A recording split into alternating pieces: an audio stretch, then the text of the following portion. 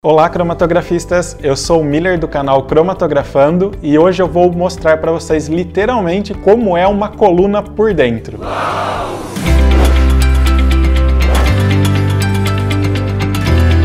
Vamos falar então um pouquinho sobre a coluna da cromatografia líquida. Como vocês sabem, ou para quem está chegando agora, a coluna ela é a parte essencial do processo cromatográfico, da nossa cromatografia líquida, ou seja, é nela que vai acontecer a separação das substâncias. Então acontece dentro da coluna, auxiliado pelo movimento da fase móvel que vai percorrer aqui. Então toda a coluna cromatográfica ela deve estar tampada, nós temos as tampinhas aqui, tá? E ela é composta por dois filtros e o recheio interno, que é a nossa fase estacionária.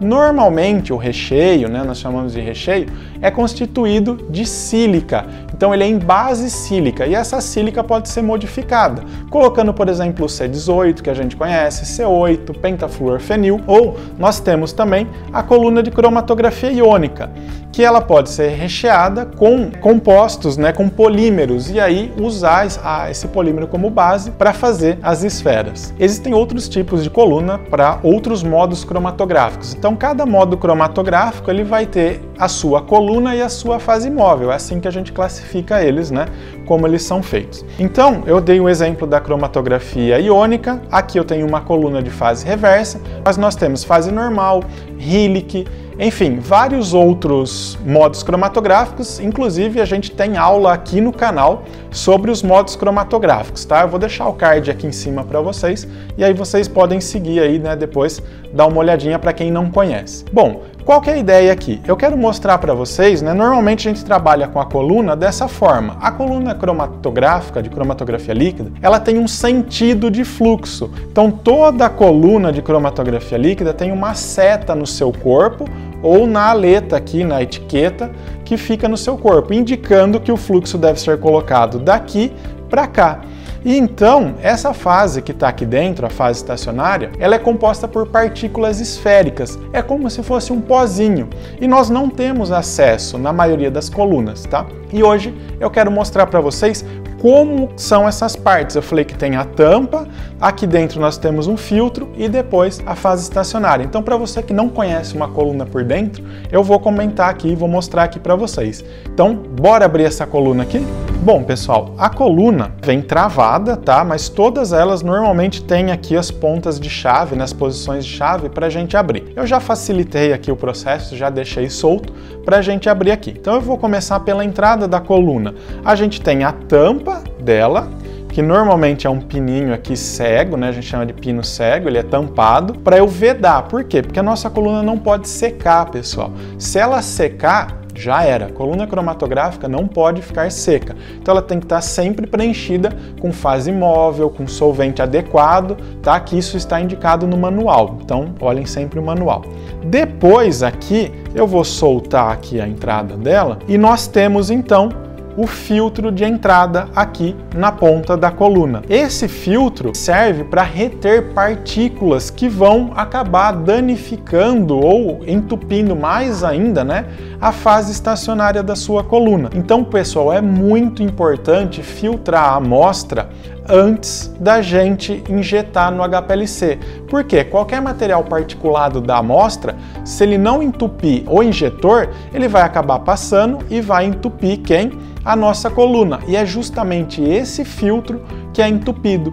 Então vai acumulando partículas aqui nesse filtro e vai restringindo mais a passagem de solvente, e aí a gente tem um fenômeno muito comum em cromatografia, que é, conforme vai passando o tempo usando a coluna, tende a aumentar a pressão de trabalho dela. Por quê? Porque está acumulando material aqui na entrada. Porém, na saída da coluna, nós também temos um filtro, exatamente igual. Por quê? Porque se não tivesse esse filtro, a fase estacionária que está aqui dentro, ela iria saindo, ia escoando pela tubulação, ia lá entupir o detector ou ir para o descarte. Então nós temos um filtro na entrada e um filtro na saída para segurar as partículas. Eu vou abrir aqui e mostrar o filtro da saída para vocês. Vou usar um alicate para auxiliar, tá? Porque isso é bem preso aqui, nessa coluna principalmente.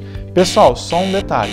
não façam isso com as colunas de vocês. Essa coluna já está danificada, não tem mais retorno, tá? Não tem mais volta, ela não é mais útil, então por isso que eu estou abrindo. Se vocês abrirem a coluna, vocês podem desorganizar, desempacotar a fase estacionária dela, e isso gera outro problema em cromatografia, que é qual? Vocês vão criar volumes mortos na entrada ou na saída da coluna, e isso vai provocar alargamento de pico, tá? Então essa coluna aqui já foi, não tem mais o que fazer, por isso que eu estou abrindo para mostrar para vocês. Então eu removi o filtro, cada marca vai ter um estilo de filtro, né? Esse filtro aqui da coluna, ele é menor que 0,22 micrômetros, aí cada marca vai ter o seu aí específico. Aqui a gente tem o holder de pique e o filtro em si dessa coluna é de aço, tá bom? E aqui, olhando agora, a gente tem acesso à fase estacionária. Esse material branco que está aqui é a nossa fase estacionária. Eu vou tirar um pouquinho aqui com a unha, tá? Para mostrar para vocês.